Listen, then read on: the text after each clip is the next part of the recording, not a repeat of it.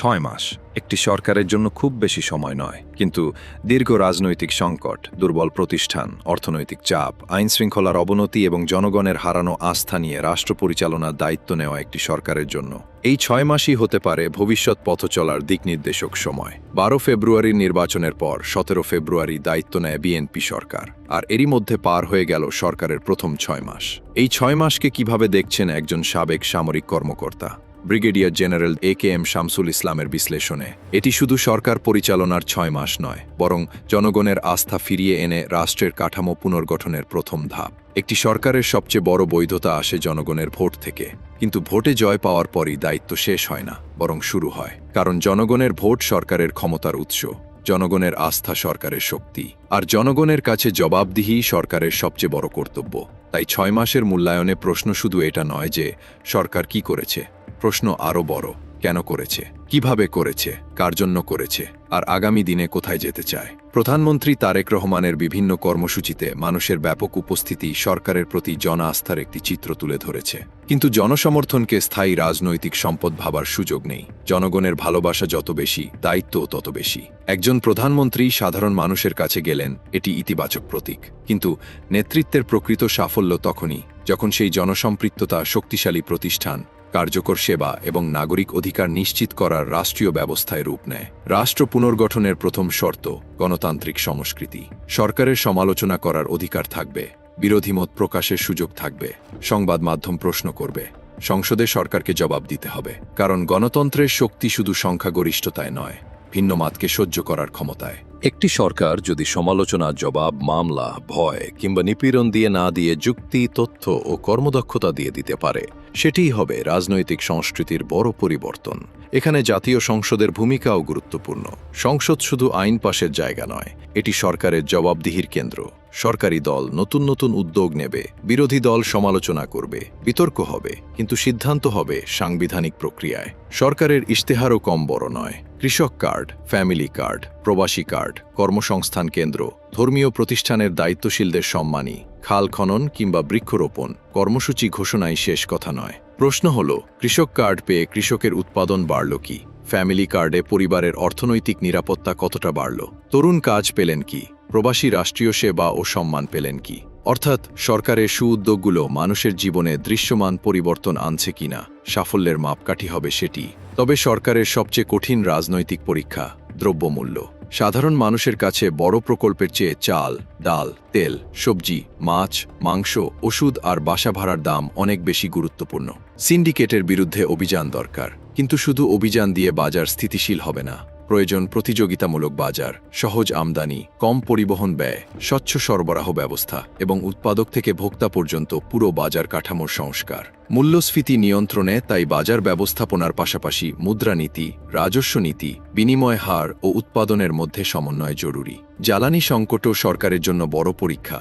গ্যাসের ঘাটতি, LNG আমদানি নির্ভরতা, বিদ্যুৎ উৎপাদন এবং দেশীয় গ্যাস অনুসন্ধানের সীমাবদ্ধতা, সবকিছু মিলিয়ে এটি একটি কাঠামোগত সংকট। তাই শুধু আজকের ঘাটতি মেটানো নয়, প্রশ্ন হওয়া উচিত, আগামী 10 বছরে বাংলাদেশের জ্বালানি নিরাপত্তা কিভাবে নিশ্চিত হবে? দেশীয় গ্যাস অনুসন্ধান, সোলার ও অন্যান্য নবায়নযোগ্য জ্বালানি, ব্যাটারি স্টোরেজ এবং আঞ্চলিক বিদ্যুৎ সহযোগিতাকে সমন্বিত পরিকল্পনায় আনতে হবে। অর্থনীতিতেও বড় চ্যালেঞ্জ সামনে। ব্যাংকিং খাতের দুর্বলতা, খেলাপি ঋণ, অর্থপাচার, বিনিয়োগের স্থবিরতা, রাজস্ব ঘাটতি ও মূল্যস্ফীতি, এসব সমস্যার রাতারাতি সমাধান সম্ভব নয়। তবে সংস্কারের দিকটি এখনই স্পষ্ট করতে হবে। ব্যাংকিং খাতে প্রয়োজন সুশাসন, জবাবদিহি এবং আমানতকারী নিরাপত্তা। যারা রাজনৈতিক প্রভাব ব্যবহার করে সুবিধা নিয়েছেন, তাদের বিরুদ্ধে আইনগত ব্যবস্থা যেমন প্রয়োজন, তেমনি ভবিষ্যতে একই অনিয়ম যাতে না ঘটে, সেই প্রতিষ্ঠানও গড়ে তুলতে হবে।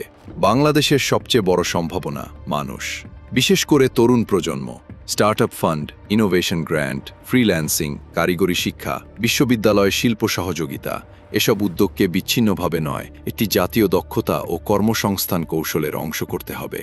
নারীর অর্থনৈতিক ক্ষমতায়নও একইভাবে গুরুত্বপূর্ণ। শিক্ষা, নিরাপদ চলাচল, কর্মক্ষেত্রে নিরাপত্তা, উদ্যোক্তা ঋণ এবং প্রযুক্তিতে প্রবেশাধিকার, এসব নিশ্চিত না হলে দেশের অর্ধেক জনগোষ্ঠীর সম্ভাবনাই অপূর্ণ থেকে যাবে।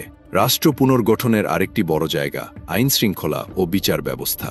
রাষ্ট্রের শক্তি শুধু অপরাধী গ্রেপ্তারে নয়, রাষ্ট্রের শক্তি তখনই যখন একজন সাধারণ মানুষ থানায় যেতে ভয় পান না, পুলিশকে রাজনৈতিক পরিচয়ের বাইরে নাগরিকের সেবক হিসেবে প্রতিষ্ঠা করতে হবে, আর বিচার হতে হবে প্রতিশোধের জন্য নয়, ন্যায়ের জন্য। বিএনপি দীর্ঘদিন রাজনৈতিক নিপীড়নের অভিযোগের শিকার হয়েছে, তাই ক্ষমতায় এসে তাদের সবচেয়ে বড় নৈতিক পরীক্ষা অতীতের প্রতিশোধের রাজনীতিতে না ফেরা। অপরাধী যে দলেরই হোক, বিচার হতে হবে একই আইনে, কারণ প্রতিশোধ অতীতকে দীর্ঘায়িত করে, বিচার ভবিষ্যৎকে নিরাপদ করে। রাষ্ট্র পুনর্গঠন মানে শুধু মেগা প্রকল্প নয়, রাস্তা, সেতু কিংবা ভবনের পাশাপাশি দরকার কার্যকর গণপরিবহন, ট্রাফিক ব্যবস্থাপনা, পরিবেশ সুরক্ষা, খাল ও জলাধার রক্ষা এবং জলবায়ু সহনশীল নগর পরিকল্পনা। প্রযুক্তি বসালেই স্মার্ট সিটি হয় না। স্মার্ট শহর হলো যেখানে মানুষ কম সময়ে, কম খরচে এবং নিরাপদে চলাচল করতে পারে। পররাষ্ট্রনীতিতেও সামনে একটি স্পষ্ট দর্শন প্রয়োজন। সবার আগে বাংলাদেশ। ভারত, চীন, যুক্তরাষ্ট্র, ইউরোপীয় ইউনিয়ন, জাপান, মধ্যপ্রাচ্য কিংবা দক্ষিণ পূর্ব এশিয়া সবার সঙ্গে সম্পর্ক থাকবে, কিন্তু সেই সম্পর্কের কেন্দ্রবিন্দু হবে বাংলাদেশের জাতীয় স্বার্থ। কত বিনিয়োগ এলো, কত নতুন বাজার খুলল, কত কর্মসংস্থান তৈরি হলো এবং বাংলাদেশের কূটনৈতিক পরিসর কতটা বাড়ল, পররাষ্ট্রনীতির সাফল্য শেষ পর্যন্ত এসব ফলাফল দিয়ে মাপতে হবে। তাহলে 6 মাস পর সবচেয়ে বড় প্রশ্ন কি? সরকার কি রাষ্ট্রের চরিত্র বদলানোর পথে হাঁটছে? একটি স্বৈরাচারী ব্যবস্থা পরিবর্তন করা এক ঘটনা, কিন্তু ভবিষ্যতে যেন কোনো সরকার রাষ্ট্রযন্ত্র ব্যবহার করে নাগরিকের অধিকার কেড়ে নিতে না পারে, এমন প্রতিষ্ঠান তৈরি করা আরও বড় কাজ। স্বাধীন বিচার ব্যবস্থা, শক্তিশালী নির্বাচন কমিশন, স্বাধীন গণমাধ্যম, পেশাদার পুলিশ, জবাবদিহিমূলক প্রশাসন, শক্তিশালী স্থানীয় সরকার, কার্যকর সংসদীয় নজরদারি, এসবই হতে পারে রাষ্ট্র পুনর্গঠনের স্থায়ী ভিত্তি। 6 মাস পূর্তি তাই আত্মতুষ্টির দিন নয়, এটি আত্মসমালোচনার দিন। মানুষ নিরাপদ জীবন চায়, সহনীয় বাজার দর চায়, চাকরি চায়, ভালো শিক্ষা ও চিকিৎসা চায়, দুর্নীতিমুক্ত সেবা চায়, ন্যায় বিচার চায়, নিজের মতো প্রকাশের স্বাধীনতা চায়, চায় তার ভোটের মূল্য থাকুক। সবচেয়ে বড় কথা, মানুষ চায় রাষ্ট্র তাকে নাগরিক হিসেবে সম্মান করুক। এই প্রত্যাশাগুলো কোনো সরকারের অনুগ্রহ নয়, এগুলো নাগরিকের অধিকার। একজন জেনারেলের চোখে তাই রাষ্ট্র পুনর্গঠনের আসল মাপকাঠি কোনো একটি প্রকল্প নয়, মাপকাঠি হলো রাষ্ট্রের সঙ্গে মানুষের সম্পর্ক কতটা বদলালো। ক্ষমতা জনগণের কাছ থেকে নেওয়া হয়েছে, জবাবও দিতে হবে জনগণের কাছেই। জনগণের আস্থা হবে সরকারের শক্তি, জনগণের কল্যাণ হবে সরকারের উদ্দেশ্য, আর জনগণের কাছে জবাবদিহি হবে সরকারের কর্তব্য। সবার আগে বাংলাদেশ। এই অঙ্গীকার তখনই শক্তি হবে যখন দেশের প্রতিটি নাগরিক অনুভব করবেন এই রাষ্ট্র তার, এই দেশ তার, আর তার কণ্ঠের মূল্য আছে। সেই বাংলাদেশ গড়াই হবে আগামী দিনের সবচেয়ে বড় রাষ্ট্রীয় পুনর্গঠন।